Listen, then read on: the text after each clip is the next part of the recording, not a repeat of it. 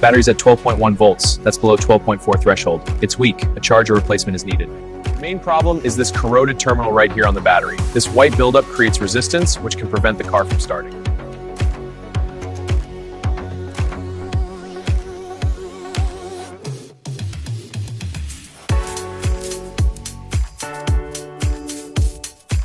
First, we check the battery terminals for corrosion. Using a wire brush, we clean the post to remove buildup. This ensures a good connection. Placing the new battery into the tray.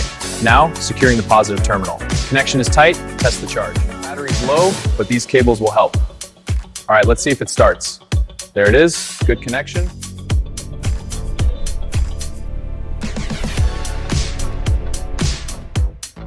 All right, battery's good, taking it out. Smooth exit, no issues.